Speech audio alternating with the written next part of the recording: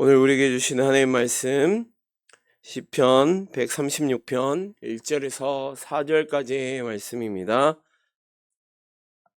제 봉독에 올리겠습니다. 여호와께 감사하라. 그는 선하시며 그 인자하심이 영원함이로다. 신들 중에 뛰어난 하나님께 감사하라. 그 인자하심이 영원함이로다.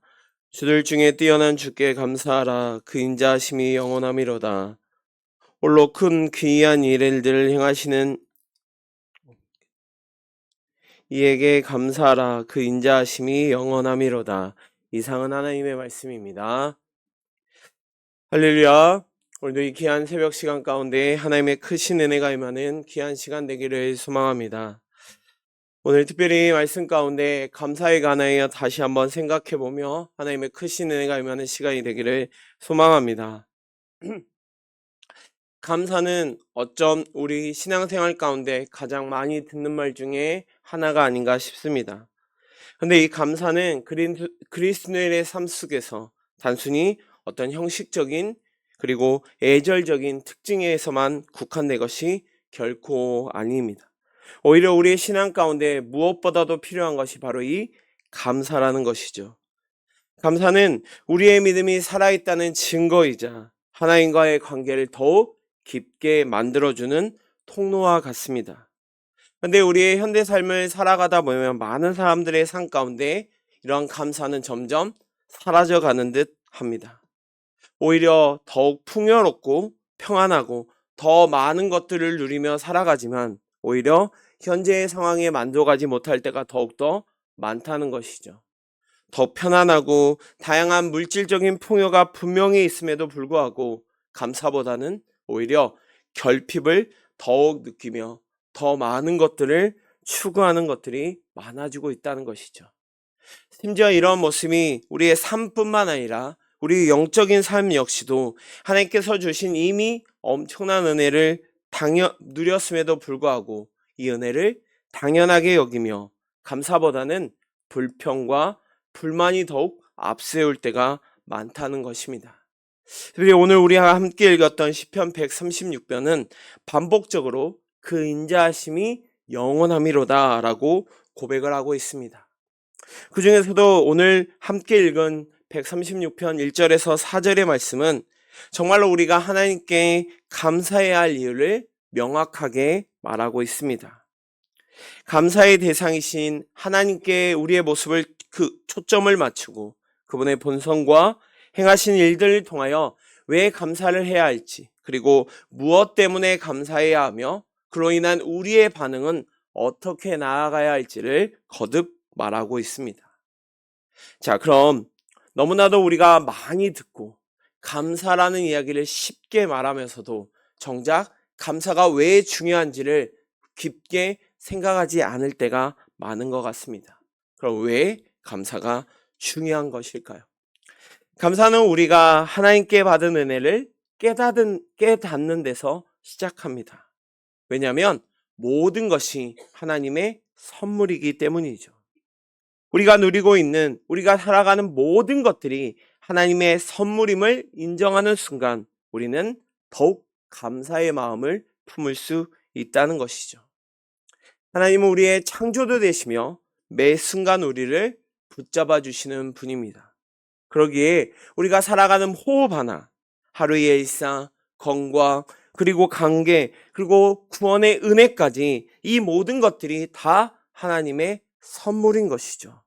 우리가 어떤 노력으로, 어떤 힘으로 얻은 것이 결코 아니라는 것이죠. 또한 감사는 우리의 불평과 그리고 우리도 모르게 쌓여지는 비교의 마음을 치유하여 줍니다. 감사하지 않을 때 우리는 자연스럽게 다른 사람들과 나를 비교하기 쉽습니다. 결국 이러한 비교는 불만족과 불평을 낳게 되고 그로 인하여 하나님께서 주시는 놀라운 은혜를 우리는 간과할 수밖에 없다는 것이죠. 빌립보서 4장 6절에서 7절 말씀에 아무것도 염려하지 말고 다만 모든 일에 기도와 간구로 너희 구할 것을 감사함으로 하나님께 아뢰라. 그리하면 모든 지각에 뛰어난 하나님의 평강이 그리스도 예수 안에서 너희 마음과 생각을 지키시리라 라고 말씀합니다. 감사는 우리의 마음에 평강을 주는 놀라운 하나님의 선물인 것이죠. 우리가 가진 것, 우리가 누리는 것들을 돌아볼 때 우리는 결코 우리의 힘으로 우리의 능력으로 할 수 없다는 것을 알기에 더욱더 감사할 수 있고, 그 감사는 결국 우리의 삶을 변화시킨다는 것이죠. 그리고 그러한 은혜가 깨닫고 그것에 반응할 때 우리의 삶은 완전히 변화될 수 있다는 것입니다. 그런데 왜 사람들은 이렇게 중요한 감사를 쉽게 하기보다는 오히려 더 하지 못할 때가 많을까요? 물론 여러 가지 이유들이 있을 겁니다. 그럼에도 불구하고 무엇보다도 아마도 익숙함으로 인한 무감각이 가장 큰 이유가 아닐까 합니다. 하나님께서 주신 은혜와 복이 있음에도 불구하고 그것이 너무나도 익숙한 나머지 이 모든 것들이 너무나도 당연하게 여겨지고, 그로 인하여 나도 모르게 감사의 마음은 사라지고 있는 것이죠. 또 우리의 삶 가운데 때로는 우리가 원하든 우리가 원하지 않든 매우 힘든 그리고 어려운 상황을 종종 만나게 됩니다. 그런데 이런 상황 가운데 오히려 원망과 불평이 더 먼저 나오게 되는 것이죠. 또한 우리의 인간의 본성은 죄악된 본성이기에 오히려 만족보다는 끊임없는 결핍과 불만족을 쌓기 마련이죠. 이처럼 감사가 메말를 때 우리의 영혼 역시 우리의 영적으로 오히려 메말라 간다는 것이죠. 하지만 감사가 회복될 때 우리는 더욱 하나님과의 관계가 깊어지고 우리의 삶은 더욱 풍성해지는 것입니다. 자, 그럼 오늘 본문을 통하여 우리가 무엇을 감사해야 할까요? 자, 첫째로 우리는 하나님의 선하심을 감사해야 합니다. 오늘 1절 말씀에 여호와께 감사하라, 그는 선하시며 그 인자하심이 영원함이로다 라고 말합니다. 하나님께서는 그 본질 자체가 선하시죠. 선하시다는 것은 처음 먹은 마음 끝까지 변하지 않는다는 것이죠. 그렇게 하나님의 선하심은 결코 변함이 없으시며 그 선하심은 모든 창조와 구원 사역의 기초가 됩니다. 그렇게 하나님의 선하시다는 것은 우리를 향한 하나님의 사랑이 결코 변하지 아니하고 끝까지 붙잡아 주신다는 것이죠. 그러기에 우리가 이것을 깨달을 때 우리는 매 순간순간마다 감사의 고백을 하지 않을 수 없습니다. 하나님의 놀라운 은혜가 우리의 삶 가운데 그리고 우리를 향한 구속의 은혜에서도 분명하게 나타납니다. 하나님은 우리가 죄 가운데 있을 때 우리를 외면하고 버리지 아니하시고 그 선하심으로 말미암아 우리를 구원하셨죠. 우리의 죄를 대신 지신 예수 그리스도의 희생을 통하여 하나님의 놀라우신 선하심을 분명하게 드러내셨습니다. 그러기에 우리가 누리는 이 모든 축복과 은혜는 바로 하나님의 선하심의 결과인 것이죠. 사랑하는 성도 여러분, 우리가 숨쉬는 순간 그리고 모든 상황 가운데 나아가고 있는 모든 것들은 결국 하나님의 선하심을 통하여 우리에게 주신 놀라운 하나님의 은혜임을 고백하며 매 순간순간마다 감사의 고백을 올려드리는 우리 귀한 성도님들 되시기를 소망합니다. 자, 두 번째로 우리가 감사해야 할 이유는 하나님의 주권을 감사해야 합니다. 자, 2절과 3절 말씀에 신들 중에 뛰어난 하나님께 감사하라, 주들 중에 뛰어난 주께 감사하라 라고 말합니다. 자, 이것을 세번역에 번역해 보니까 모든 신들 가운데 가장 크신 하나님, 모든 주 가운데 가장 크신 주님이라고 말하고 있습니다. 하나님은 모든 신들보다 뛰어나고 모든 주들보다 가장 크고 위대하신 분이라고 말하고 있죠. 이것은 수많은 신들 가운데 하나님이 최고로 높은 신이다 라는 의미가 결코 아닙니다. 이 말은 하나님만이 유일하게 경배를 받으실 분이고 참되고 온전히 나아가는 분, 하나님의 절대적인 주권을 지금 말하고 있는 것이죠. 그 하나님의 주권이 바로 세상에 있는 모든 것들을 다스린다고 말씀하고 있습니다. 하나님은 우리가 이해할 순간뿐만 아니라 우리가 이해하지 못하는 순간 가운데서도 주권적으로 일하고 계십니다. 그렇게 하나님의 주권은 우리의 삶에 큰 은혜를 주시고 안정감을 주십니다. 그 하나님을 매 순간순간마다 고백하길 원합니다. 우리의 상황이 이해하지 못할 때에도 하나님께서는 주권적으로 일하심을 기억하며 감사의 고백을 올려드리길 소망합니다.